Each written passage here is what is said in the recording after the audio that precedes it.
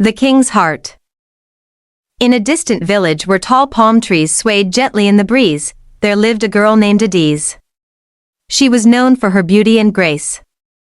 Her father, a once great man, had lost his sight to a terrible sickness that made life hard for them. After losing his first wife, he married Ngozi, hoping she would help him care for his lovely daughter. However, Ngozi was not kind. She was wicked and selfish. She treated Adiz like a servant while spoiling her own daughter, Chidima, with love and gif. Every day, Adiz woke up early to do all the chores. She swept the compound, fetched water from the stream, gathered firewood, and worked in the farm. Whenever she was sick, Ngozi would make her work harder, saying, "You must earn your keep, Adiz." Chidima would laugh and taunt her, saying, "You will always be the servant while I am the princess. Thinking you can be like me. Ha ha ha. Keep dreaming, dear sister. Papa is blind, he can't even help himself. You better hurry up with the cooking." One morning, after just finishing her chores, Adiz collapsed. She felt weak and dizzy. Alas, her father heard her soft groans. He called out to Ngozi for help, but she turned away, busy pampering Chidima. "Let her fend for herself," Ngozi shouted, her voice deep with cruelty. Chidima giggled, taking pleasure in Adiz's misfortune. "What are you calling me for? Do I look like her dead mother to you? Or am I her maid? When she is done pretending to be sick, she will still do the chores." Across the hills, a young king named Namdi ruled another village. He was brave and kind, but sadness shadowed his heart. His beloved wife had recently passed away, leaving him alone and yearning for an heir. The kingdom needed a queen, someone to share in the joy of life and bring forth future generations. In an effort to find true love, Namdi decided to travel to Adiz's village disguised as a simple farmer. He prayed to his Chi gods of our land, "Guide me." He embarked on his journey to Abia. With tattered clothes and dusty feet, he arrived at the bustling market. As he observed the life around him, he noticed Chidima by the well. He approached her, hoping for assistance. "Excuse me, fine lady," he said humbly, "might you help me fetch some water?" But Chidima, filled with pride and arrogance, burst into laughter. "Why would I help a poor farmer like you? You're nothing but a beggar." With that, she turned her back on him. "Do you not see that I am not in the same category as you? Go away." Disheartened, he wandered further into the village. Soon, he came upon Adiz, who was sitting under a tree. She looked up and smiled, her eyes shining like the stars. "What brings you here, sir?" she asked kindly. Namdi felt a spark in his heart. "I have traveled far and need a friend to help me. I am a poor farmer from a neighboring village. I need food," he replied. Without hesitation, Adiz jumped up, filled with warmth and generosity. "I will help you. Please follow me to my father's home." Her father, though blind, welcomed Namdi with open arms. He shared stories and laughter, the atmosphere filled with joy despite their humble meal. Namdi felt at home in their presence, feeling the comfort that had long been missing from his life. Days turned into weeks, and every evening after completing her chores, Adiz would spend time with Namdi. They talked about their dreams, fears, and laughter echoed in the air around them. "This harlot has finally brought her kind home," says Ngozi. Meanwhile, Chidima watched from a distance, feeling jealousy tingle within her. "Who does she think she is?" she hissed to her mother, Ngozi, who was furious at the sight of Namdi spending time with Adiz. Together, they concocted a plan to rid Adiz of their lives. "We will not let her take away our chance for greatness," Ngozi spoke, her voice low and filled with malice. "She is only but a cheap harlot.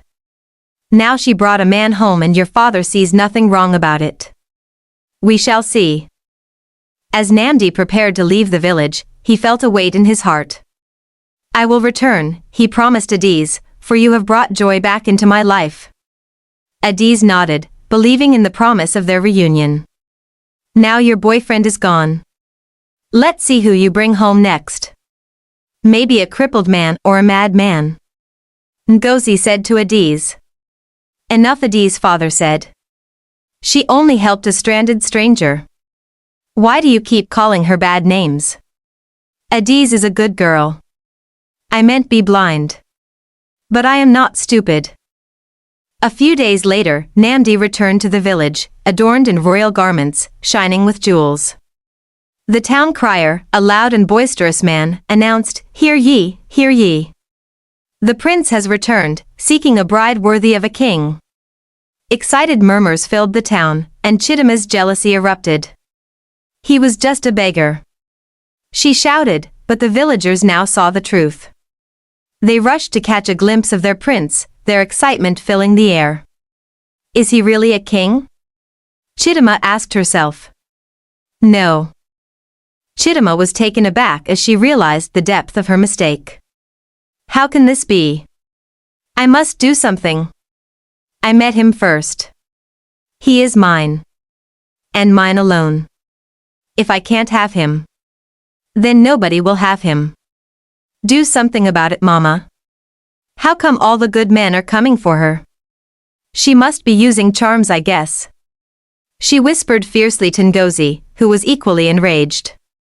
They plotted once more, desperately scheming to eliminate Adiz, who was now a rival in their eyes.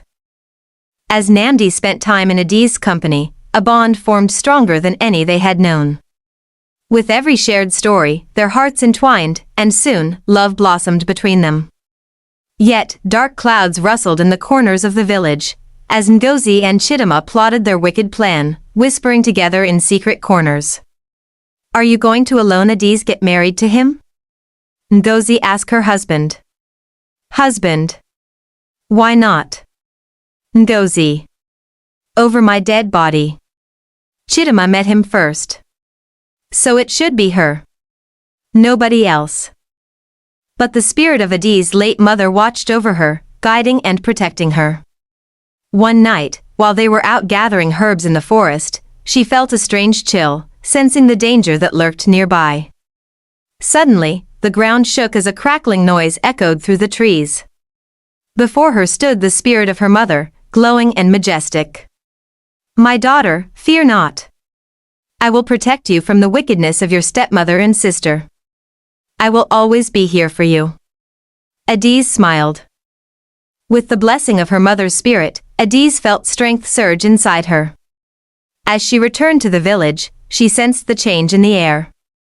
His love for her bloomed even further, and soon, Namdi approached Adiz's father, seeking her hand in marriage. The elder, though blind, could feel the love radiating between the two. Yes, my daughter has chosen well, he spoke with pride. My daughter Adiz is my pride. She deserves everything good. I bless you now and forever, my child. He said. But before the wedding could take place, Ngozi's wickedness reached its peak. She tried to poison Adiz during a feast intended to celebrate the engagement. However, just as she was about to seize her chance, the ground shook, and the protective spirit intervened, spilling the poison before it could reach Adiz. Don't kill me. Ngozi shouted and begged. I will not allow you killed my child. Same way you killed me. You end is now woe. Adiz's mother told Ngozi in anger. I am sorry, Nkechi. As the truth unfolded, the villagers became furious with Ngozi and Chittima. The chief priest, a wise man respected by all, chanted sacred words, calling for justice in the village. The townsfolk gathered, and the laughter that once filled the air turned to swift rage. The sound of beating drums echoed as they gathered around the two wicked women. Adorned in bright clothing, the palace maids kept watch, knowing that wrongdoers could not be tolerated. To banish the wicked and celebrate the pure, the chief priest proclaimed, we must cleanse the village of these evildoers. Calamity. Doom. Will befall the land if we don't do this now. You and your daughter are hereby banished to the evil forest. Never to return. With the weight of the village behind them, they sent Ngozi and Chittima away, never to return. Their departure, peace returned to the village. The story of Adiz spread far and wide, a tale of courage and love triumphing over hate. The day of the wedding arrived, and woven garlands adorned Adiz's hair while her laughter filled the air. Namdi and Adiz stood hand in hand, their hearts united. Chiefs, the townsfolk, and the town criers gathered to witness the union of their king and the beautiful Adiz, who came to represent love's victory over darkness. Joy reigned supreme as they danced beneath the stars, surrounded by laughter and the blessings of ancestors. From that day forth, Adiz ruled alongside her husband, bringing peace and prosperity to their kingdom. And in the hearts of the villagers, the memory of the king's heart would forever remind them to cherish kindness and watch over one another with love. Thus, the story of Adiz became a cherished tale passed down through generations, reminding all that the pure of heart will always find a way to shine, even in the darkest of times. Adiz's spirit, intertwined with her mother and supported by the love of Namdi, celebrated life, love, and the beauty of kindness, forever lighting the path for those who followed.